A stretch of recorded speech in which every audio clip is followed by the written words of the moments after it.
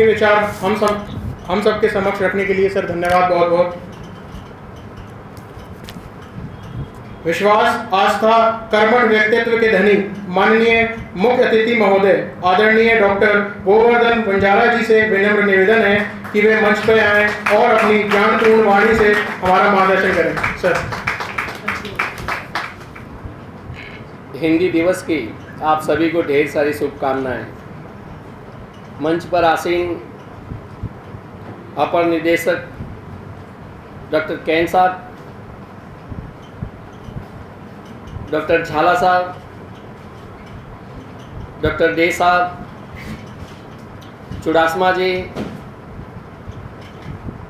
सामने वरिष्ठ डॉक्टर त्रिवेदी जी, ठोमरे साहब, राजेश जी, काफ़ी चेहरे मेरे चिर परिचित चेहरे हैं।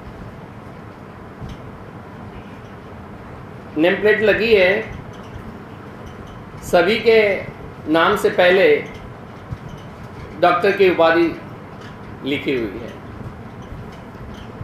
उसमें मैं जो हूँ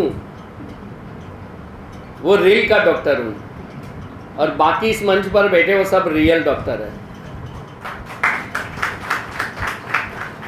आप चिकित्सा से जुड़े हुए, सेवा कर्म से जुड़े हुए सही मायने में डॉक्टर है और मैं पीएचडी किया हुआ डॉक्टर हूँ।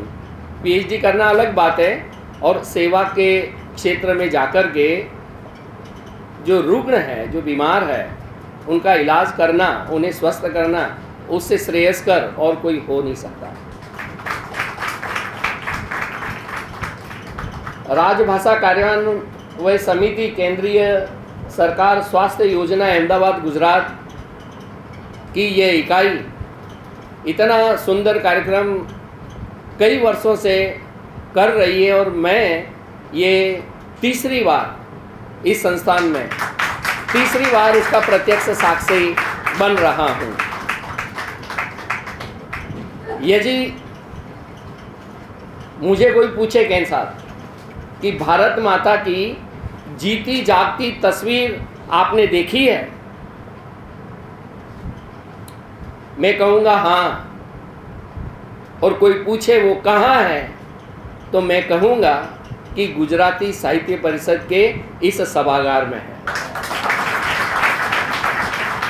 मंच पर देखिए आप गुजरात चुड़ासमा जी, कैन साहब राजस्थान, डे साहब देखिए आप बंगाल से हैं, सामने बैठे देखिए आप त्रिवेदी जी यूपी से, ठोमरे जी महाराष्ट्र से, और मैं समझता हूँ लगभग पूरा भारत यहाँ पर उपस्थित है।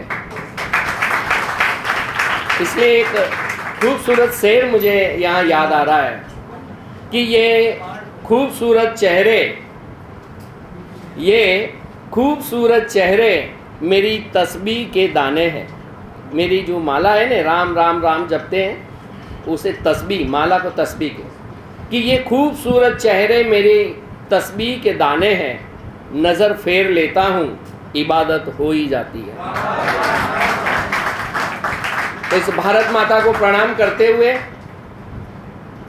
और ठोमरे जी की ये विनती और क्षमा कि साहब मेरा तबादला यहाँ से गांधीनगर हो गया है और मैं प्रत्यक्ष आपसे मिल न सका, इसके लिए वे क्षोभ प्रकट कर रहे थे। मैंने उनसे कहा अभी यहाँ आने से पहले, मैंने कहा श्री हनुमान लंका में जाते हैं और अपना जो पराक्रम दिखाते हैं, तो रावण श्री हनुमान से पूछते हैं कि रे कपी कौन तू, हे बंदर तू है कौन? हनुमान जी का जवाब होता है कि अक्ष को घातक दूत रघुनंदन जी को। रावण भयभीत हो जाता है कि जिसका दूत इतना पराक्रमी है। देखिए आप अनूप सामंता जी और पार्थ शाह जी जिस प्रकार के से सौम्यता और सौहार्द से मुझे निमंत्रण देने मेरी कॉलेज तक आए, सच में मुझे इन दोनों में आदरणीय डॉक्टर साहब त्रिवेदी जी और ठोमरे साहब की ही मुझे प्रतिमूर्ति लगी है।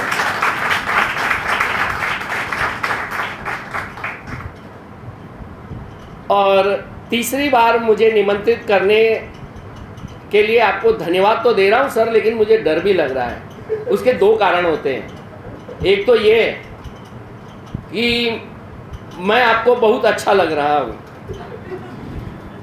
हिंदी दिवस पर मैं जो बात रखता हूं वो आप तक पहुंचती है, इसलिए आप बार बार बुलाते हैं। एक और दूसरा कारण ये भी है, चलो कोई नहीं है तो बंजारा जी को बुला दो, पास में ही है।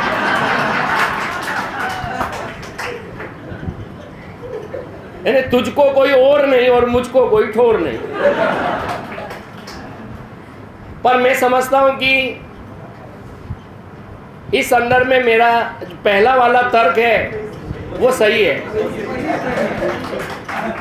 पर सच पूछिए तो मुझे यहाँ आते समय जो अनुभव होता है वो बराबर वैसा होता है जैसे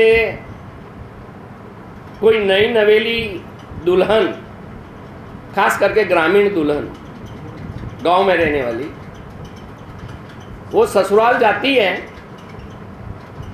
और वहाँ महीने 2 महीने 4 महीने रहने के बाद उसे पीहर की जो याद आती है और उसको पीहर से कोई लेने आता है, निमंत्रण मिलता है, तब उसके मन में जो जो जो संवेदनाएं और जो सबसे मिलने की ललक होती है, ठीक वैसा ही अनुभव मुझे जैसे मैं अपने पीहर में आ रहा हूँ।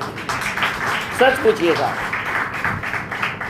आपके नेतृत्व में जिस प्रकार से पिछले 1 सप्ताह से यह हिंदी दिवस मनाया जा रहा है और इतनी यानी वैविध्यपूर्ण स्पर्धाएं और जिसमें अफसर कैटेगरी के भी आपके कर्मचारी है, जिसमें आप सभी वो स्तर के यानी कर्मचारी इतनी सक्रियता से भाग ले रहे हैं और अपना उत्साह वे दिखा रहे हैं, तो इससे अच्छा माहौल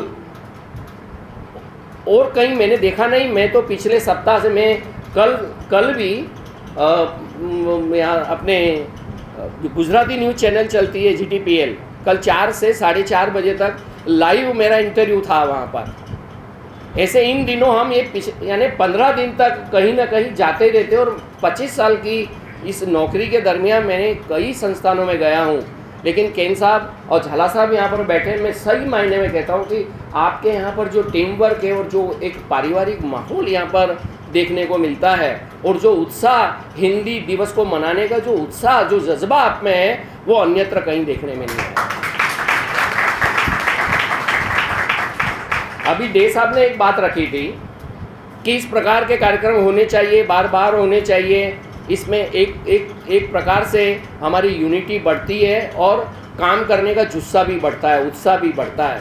हमारे भवानी प्रसाद मिश्र नाम के कवि सर, वो ऐसा कहते हैं कि मुझे पंछी बनाना अब के यानी इस जीवन में तो बना दिया इंसान, ठीक है, मर जाऊं और दोबारा बनाना है, तो मुझे पंछी बनाना अब के, या मछली या फूल, और बनाना ही हो अगर इंसान तो किसी ऐसे ग्रह पर, कमी चाहे जिस चीज़ की हो चलेगा, मगर पारस्परिकता की कमी न हो, पारस्परिकता की कमी न हो। इतना बड़ा आपका ये यूनिट है। मैंने अभी सुना बड़ौदा से भी एक डॉक्टर साहब आए हुए हैं, तो इतना बड़ा यूनिट, इतना बड़ा परिवार, कोई एक ऐसा मौका मिले कि आप एक छत के नीचे यानी एकत्रित हो और एक दूसरे से परिचित हो। आप नाम से बुलाएं, एक यूनिट में है, एक इकाई में काम कर रहे हैं, तो आप एक दूसरे को नाम से बुलाएं, नाम से पुकारें, इससे अच्छा और क्या हो सकता है। तो बहुत अच्छा लगा। और जिस तरीके से आप लोग यहाँ पर एक संगीतमय समा बांध रहे थे, मुझे लग रहा था कि वो लॉजिक पढ़ते थे हम तब, ऐसा कि एक्स ऐसा है तो वाई ऐसा है होगा, वाई ऐसा है इसलिए जेड ऐसा होगा। तो मुझे यहाँ बैठ कर के ऐसा लग रहा था कि जो डॉक्टर होते हैं वे अच्छे गायक होते हैं या जो अच्छे गायक हैं वे डॉक्टर होते हैं। देखिए राजेश जी ने तो एक साथ 4-4 भाषाओं में यहाँ यानी गीत कविता वगैरह यानी रखी आपके सामने। और एक भाई हमारे वो जो सबसे अंत में आए थे और उन्होंने एक लोकगीत भी बाद में दो कड़ियाँ उन्होंने गाई थी। वे पूछ रहे थे इसके रचयिता कौन है। लोकगीत का कोई रचयिता नहीं होता, लोक उसका रचयिता होता है, समाज उसका रचयिता होता है। और सबसे बड़ी बात यह है कि ये सदियों से पीढ़ी दर पीढ़ी, पीढ़ी दर पीढ़ी, पीढ़ी दर पीढ़ी कंठ में संरक्षित रहता है। ये हमारे इसमें मोबाइल में या रिकॉर्ड में या किसी वो यंत्रों में नहीं। दादी बूढ़ी होती है, उसके पास में अपनी माँ बैठी रहती है, वो दादी से सीखती है, और माँ बूढ़ी हो जाती है तो उसकी बेटी उसके पास से सीखती है। और कंठ परंपरा में वो पीढ़ी दर पीढ़ी वो गीत चले आते हैं। लेकिन अभी ये दौर इतना कठिन है साहब। अभी आप वो जो गाड़िया लोहार के जीवन की बात कर रहे थे केन साहब, आप बहुत अच्छी जानकारी रखते हैं आप। अच्छा लगा मुझे कि एक यानी डॉक्टर होकर के भी, एक इतने बड़े पद पर होकर भी रोड पर रहने वाला एक साधारण गाड़िया लोहार के जीवन की बात आप इतनी बारीकी से जानते हैं। तो ये लोक में जो गीत है उनमें जो खजाना पड़ा है। आप किसी भी समाज का इतिहास जानना है, उसकी संस्कृति जाननी है, आप उसका लोकगीत उठा करके देख लीजिए। आप जो बात कर रहे थे वो लोकगीत है, उसका लेखक कोई नहीं है, लेकिन उस गीत को ग्रंथस्थ करने का काम गुजरात में झवेरचंद मेघाणी जी ने किया, और उनकी सौराष्ट्रनी रसधार नाम की पुस्तक है, उसमें वो संपादित है। और मैं बड़ी विनम्रता से ये अपनी बात रख रहा हूँ कि बंजारा होने के नाते हमारे बंजारों के जो लोकगीत हैं वो सदियों से, महिलाएं आज भी हमारे यहाँ शादियाँ होती है तो ये डीजे नहीं आते हमारे यहाँ पर, उस तरीके हमारे अपने ढोल बजते हैं, हमारे इस तरीके से कोई कैसेट नहीं लगाई जाती है। महिलाएं चूल्हे पर बैठ कर के रोटियाँ बनाती है और गीत गाती जाती है। वहाँ काम करने वाले भी बाहर से नहीं बुलाया जाता है। जैसे आज हमने डिश जो खाई यहाँ पर बहुत ही लजीज थी, लेकिन उसको बनाने वाले हमने बाहर से बुलाए। हमारी तो मजबूरियाँ हैं, लेकिन शादी ब्याह के माहौल पर वहाँ स्वयं उस घर के सदस्य हैं, वे ही रसोई बनाएंगे, पूरा कार्यक्रम वे करेंगे। मेरा कहने का आशय यह है कि बंजारा समाज में अब वे लोकगीत गाने वाली महिलाएं अंतिम पीढ़ी की है।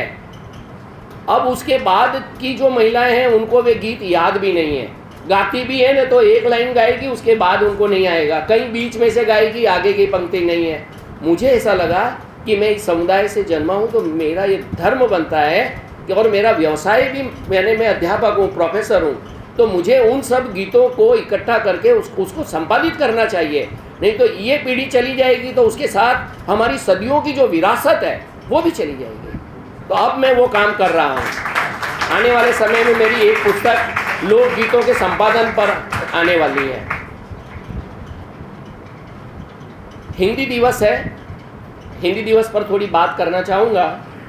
लेकिन पिछले 3 साल से हम हिंदी के विविध पहलुओं को लेकर के, उसके महत्व को लेकर के, राष्ट्रभाषा और राजभाषा क्या है उसके अंतर को लेकर के बात करते आए हैं।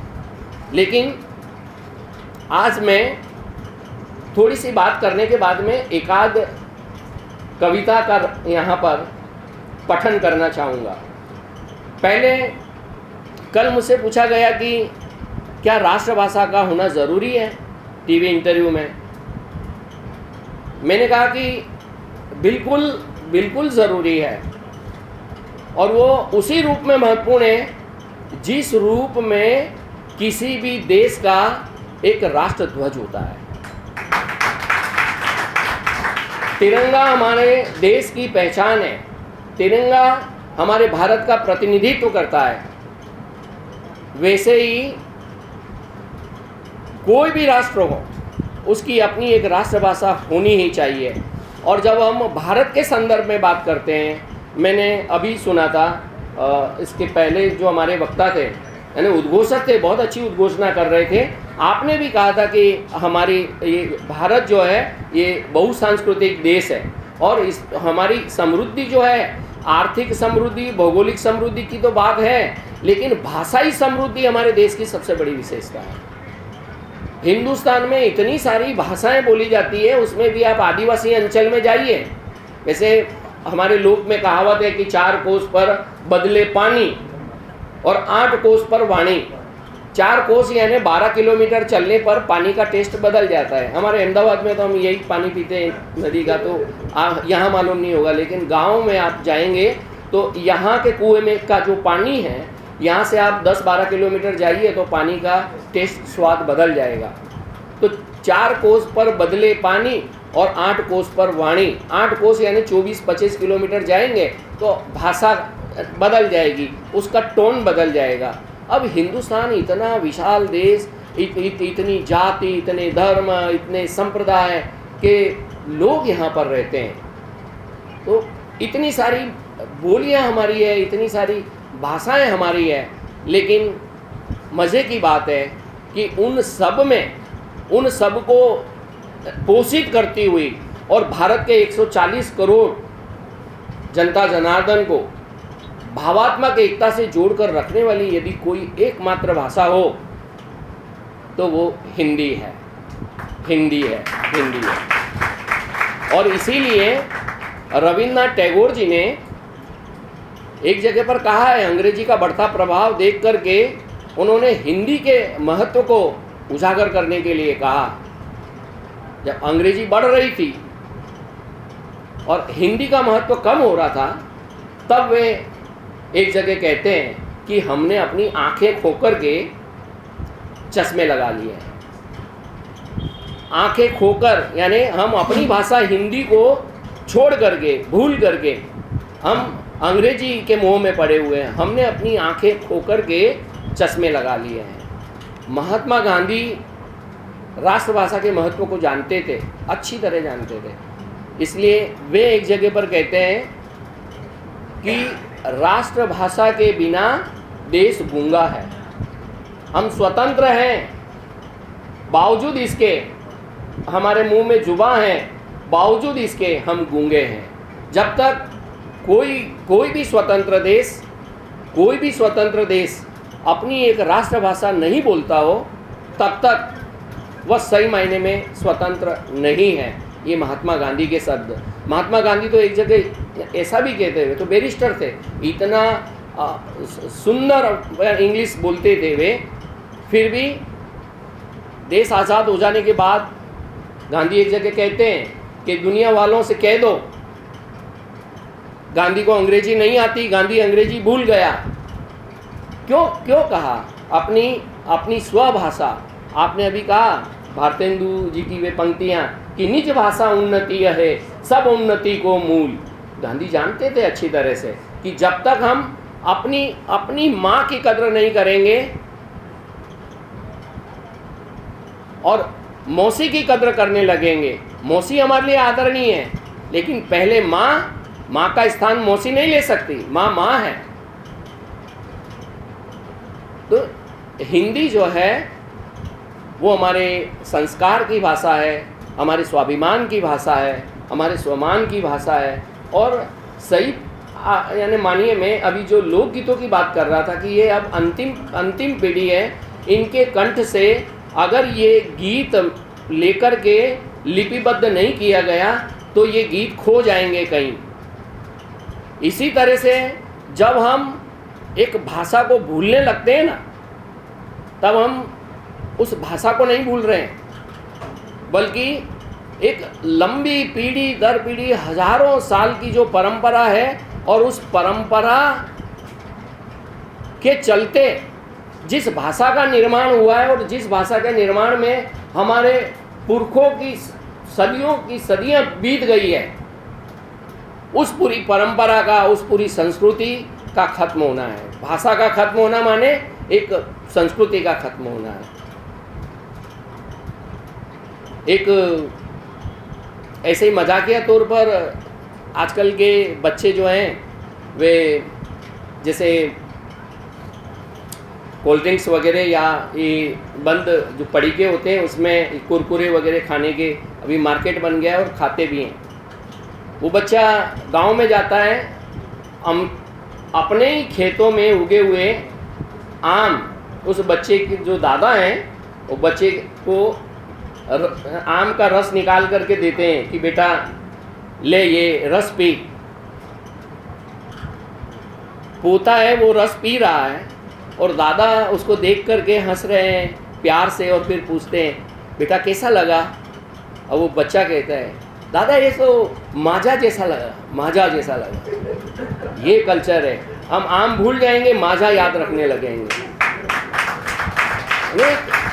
एक भाषा को भूलना, मैंने कहा ना, धीरे धीरे वो कल्चर भूल जाता है। आप देखिए आज भी हमारे खेती से जुड़ी हुई जो शब्दावलियाँ हैं, साधन है, जैसे पहले बैलगाड़े हुआ करते थे, हल जोत करके खेती होती थी, आज उसकी जगह ट्रैक्टर आ गया है।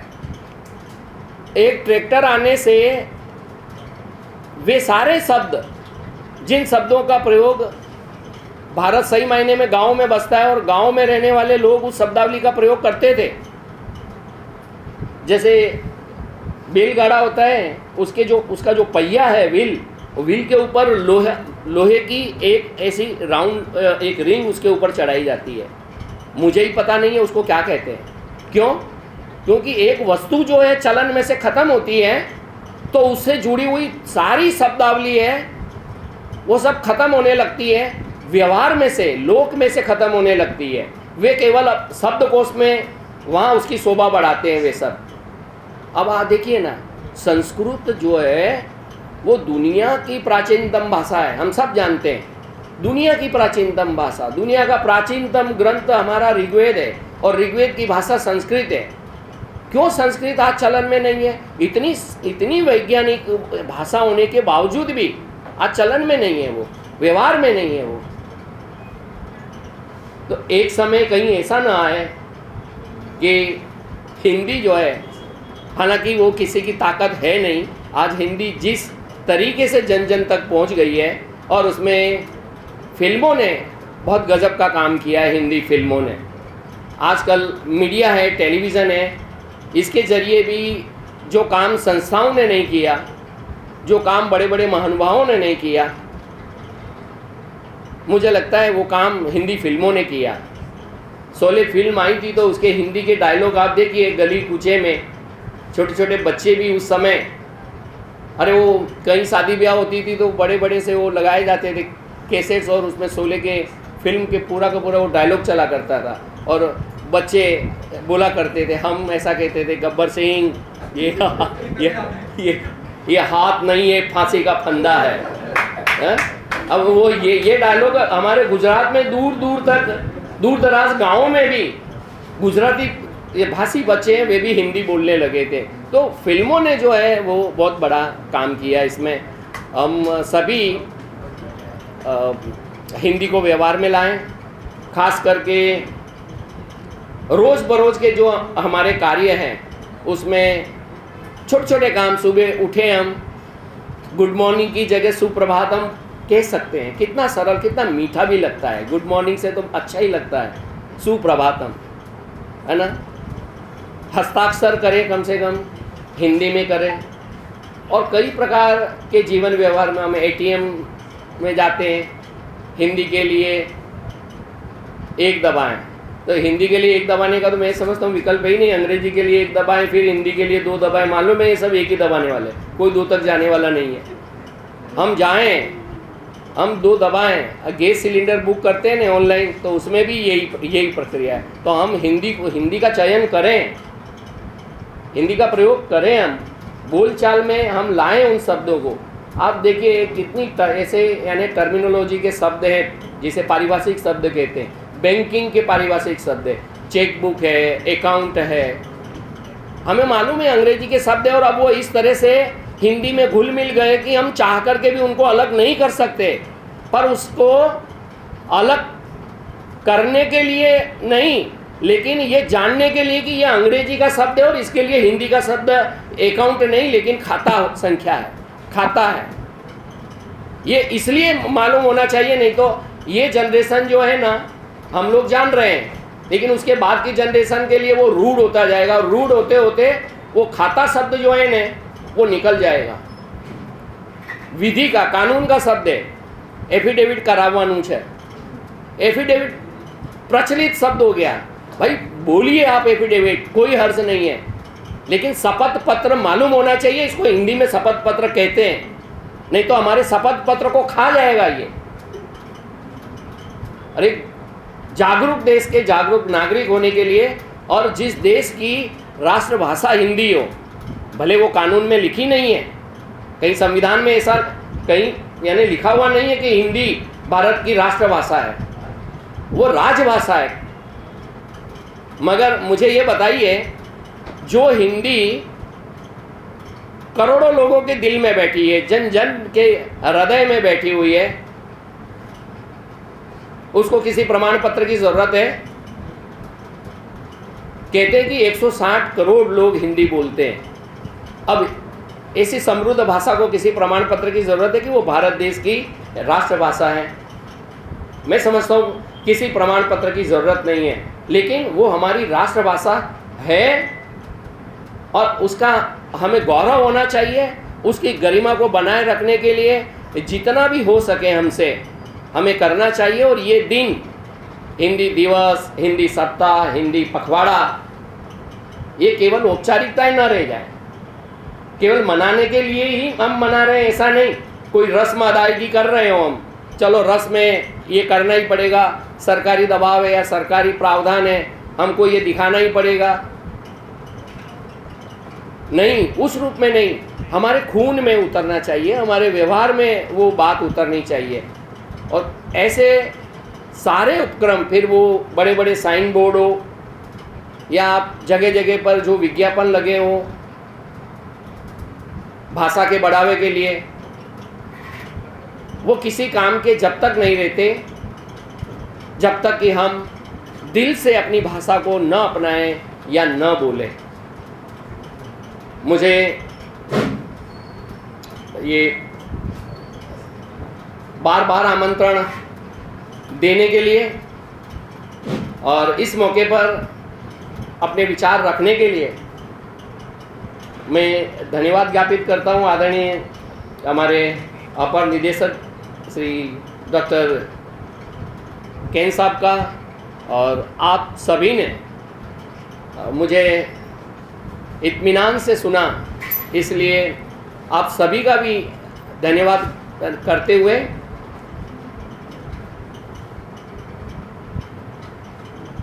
एक शेर आप लोगों को कहना चाहूँगा, और वो ये कि सितारों को आँखों में महफूज रख लो, सितारों को आँखों में महफूज रख लो, बड़ी दूर तक रात ही रात होगी, मुसाफिर हो तुम भी, मुसाफिर है हम भी, किसी मोड़ पर फिर मुलाकात होगी, किसी मोड़ पर फिर मुलाकात होगी।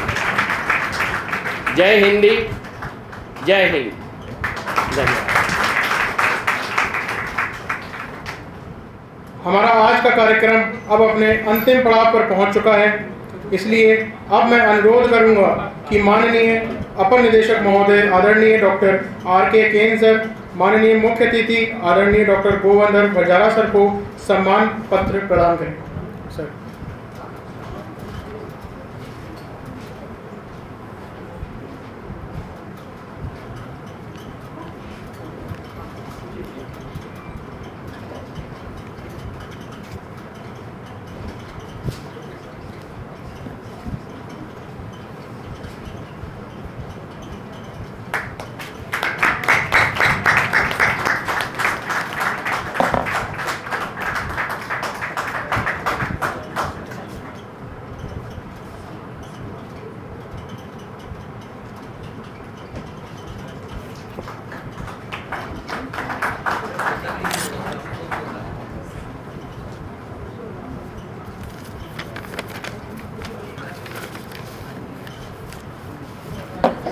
धन्यवाद सर। प्यार भरा नमस्कार। हिंदी दिवस की बहुत बहुत शुभकामनाएं। परम आदरणीय अपर निदेशक डॉक्टर R.K. केन सर, आज के कार्यक्रम के प्रमुख अतिथि डॉक्टर गोवर्धन बंजारा जी, doctor De sir, doctor Jhala sir, doctor Rajesh Kumar sir, doctor Trivedi sir, सभी वरिष्ठ अधिकारी तथा दोस्तों, धन्यवाद ज्ञापन करने के लिए मुझे संधि देने के लिए मैं अपर निदेशक सर का बहुत बहुत हृदय से धन्यवाद व्यक्त करता हूं और धन्यवाद ज्ञापन करने के लिए मुझे जो चांस मिला उसके लिए मैं खुद को गौरवान्वित महसूस करता हूं। राज्य भाषा CJS अहमदाबाद राज्य भाषा कार्यान्वयन समिति के सभी सदस्य तथा अधिकारीगण और कर्मचारीगण अपर निदेशक सर का बहुत बहुत धन्यवाद और आभार व्यक्त करते हैं कि आपने हमें हिंदी पखवाड़ा आयोजन करने के लिए परमिशन दिया। दोस्तों, एक टाइम में हिंदी पखवाड़ा का आयोजन का जो है हमने बहुत पहले से शुरू किया। पखवाड़ा के 15 दिन पहले ही हमने राजभाषा कार्यान्वयन समिति की बैठक आयोजित की थी। दोस्तों, वो बैठक में हमने 2 से 3 घंटे तक बहुत सारा विचार विमर्श किया। हमारे अपर निदेशक सर जी ने उसमें विस्तार से मार्गदर्शन किया, हर एक पहलू पर विस्तार से चर्चा की।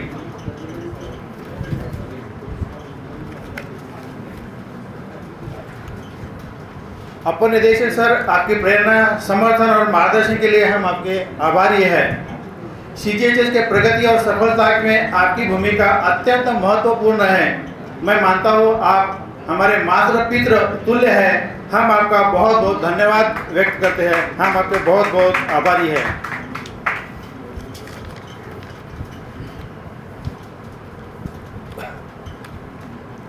हिंदी पखवाड़ा आयोजन के लिए राजभाषा कार्यान्वयन समिति की बैठक में हमने जो जो चीज़ें मांगी थी, दोस्तों, हम अपर निदेशक जी का बहुत बहुत आभार व्यक्त करते हैं कि हमने जो जो मांगा सब कुछ सर ने मंजूर किया। कितने प्रोग्राम हमें चाहिए थे वो भी सर ने मंजूर किया।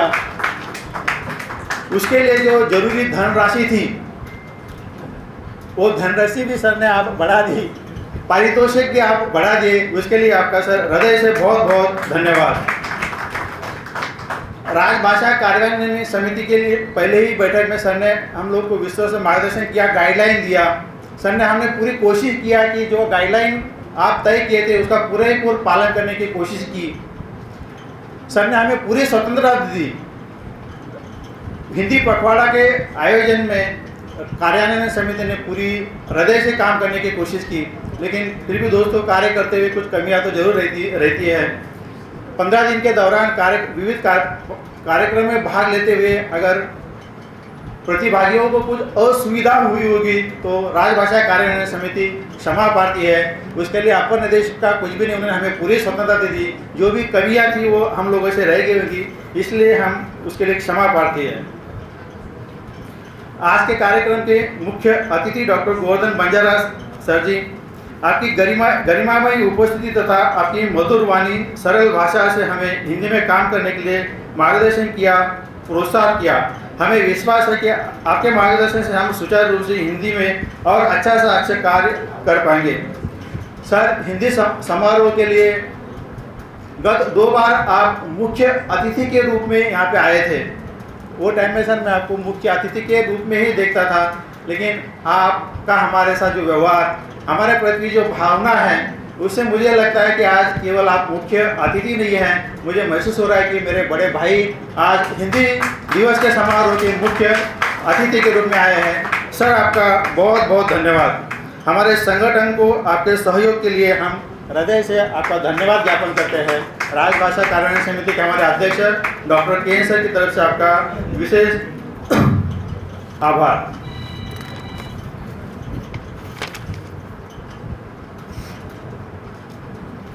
हिंदी पखवाड़ा के दरमियान निर्णायक की भूमिका निभाना बहुत मुश्किल होता है, क्योंकि विविध स्पर्धा में भाग लेने वाले आपके सहपाठी होते हैं, आपके साथ काम करने के लिए अधिकारी और कर्मचारीगण होते हैं, और उनका मूल्यांकन करना एक बहुत मुश्किल काम होता है। ये मुश्किल काम निर्विवाद संपन्न करने के लिए doctor De sir, doctor Jhala sir, doctor Mrityunjay Tiwari, doctor Digvijay sir, Girish भाई, हमारे सेक्रेटरी साहब बीडी पटेल साहब, डॉक्टर रोहन साहब, डॉक्टर अनिल सर, हम आपका हृदय से धन्यवाद ज्ञापन करते हैं और बहुत बहुत आपका आभार व्यक्त करते हैं। दोस्तों,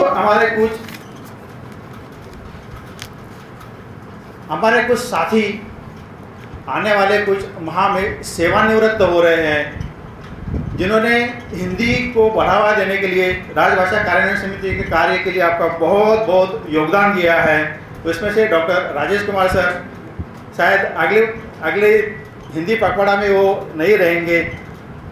सर, राजभाषा कार्यान्वयन समिति के कार्य में बहुत सारे वर्षों से आपने हमें जो मार्गदर्शन किया, जो सहयोग किया, विशेषतः विविध प्रतिभा में स्पर्धा को जीवंत रखने के लिए आपने जो मेहनत की और एक कंपटीशन का उसमें स्वरूप प्रदान किया, उसके लिए हम आपका हृदय से बहुत बहुत धन्यवाद ज्ञापन करते हैं, बहुत बहुत आभार व्यक्त करते हैं।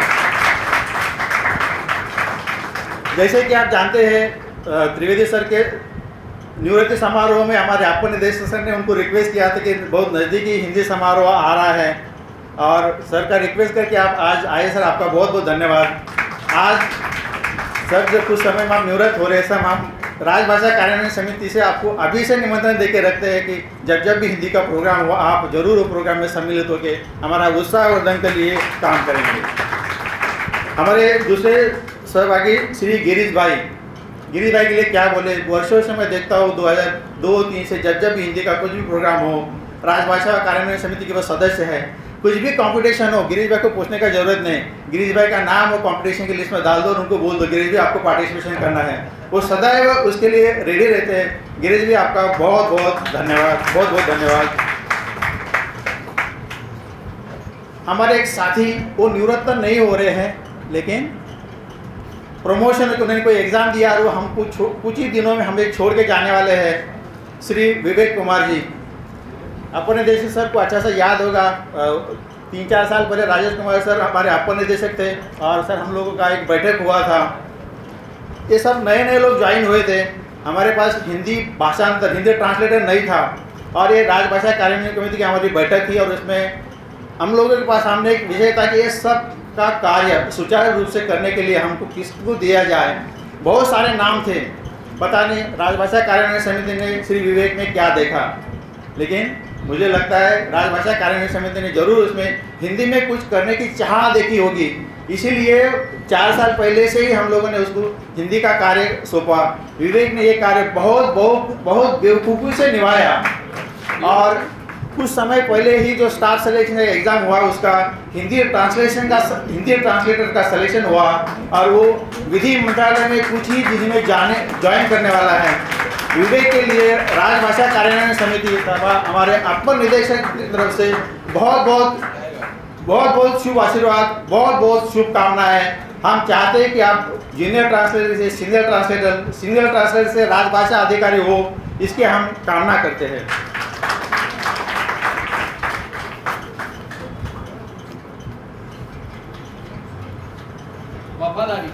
जी सर।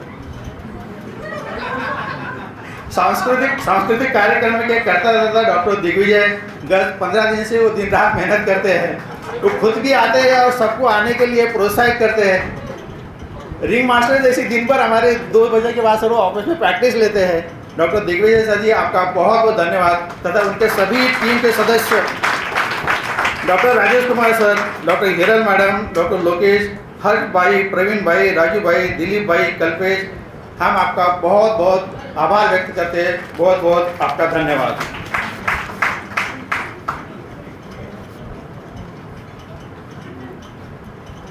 राजभाषा कार्यान्वयन समिति के सभी सदस्य, विशेष रूप से हमारे पार्थ भाई और अनूप भाई, मुझे उनके बारे में बहुत कुछ बोलना था लेकिन मैं क्या करूं, सर ने हमको हनुमान बना दिया।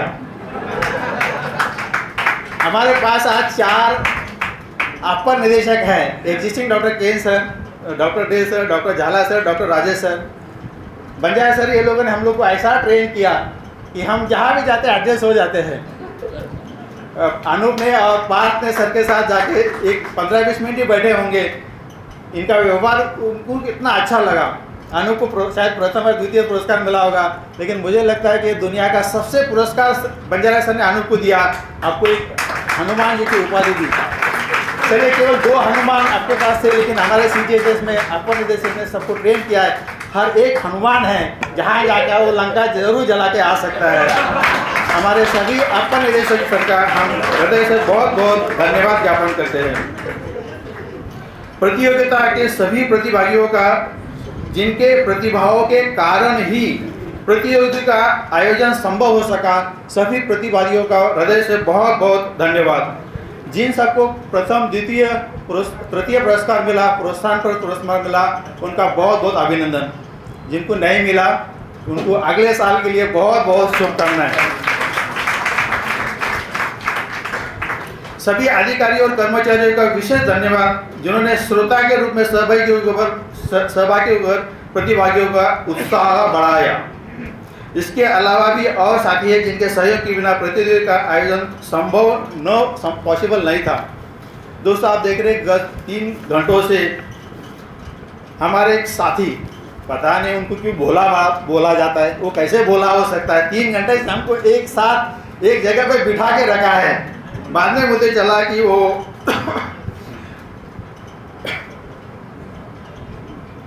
बहुत ही प्रतिभाशाली है। दोस्तों, मुझे आपको बोलने में बहुत खुशी लगती है कि उन्होंने बहुत अच्छा सा फार्मेसी का पढ़ाई किया है। सर, ये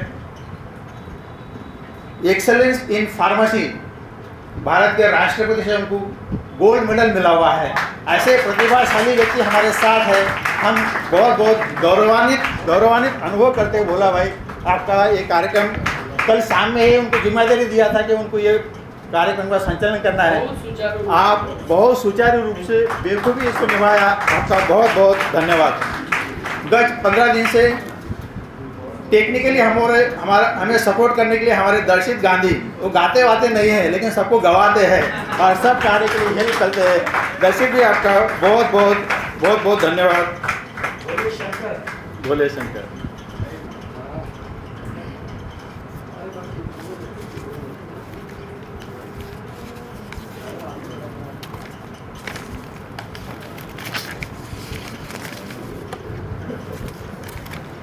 कार्यक्रम के दौरान विविध व्यवस्था में हमारे प्रकाश भाई, प्रवीण भाई और किसी का अगर मैं नाम भूल गया हो तो क्षमा चाहता हूँ। सबका बहुत बहुत हृदय से हम धन्यवाद ज्ञापन करते हैं। अपर निदेशक की परमिशन से राष्ट्रगान का हम गान करेंगे और कार्यक्रम संपन्न होता ही जाहिर करेंगे। नमन अधिनायक जय हे भारत भाग्य विधाता। पंजाब सिंध गुजरात मराठा द्राविड़ उत्कल बंगा। विंध्य हिमाचल यमुना गंगा उच्चल जलधि तरंगा। तब शुभ नामे जागे तब शुभ आशीष मांगे। गाए तब जय गाथा जन गण मंगलदायक जय हे भारत भाग्य विधाता। जय हे जय हे जय हे जय जय जय जय हे। भारत माता की जय। मातरम।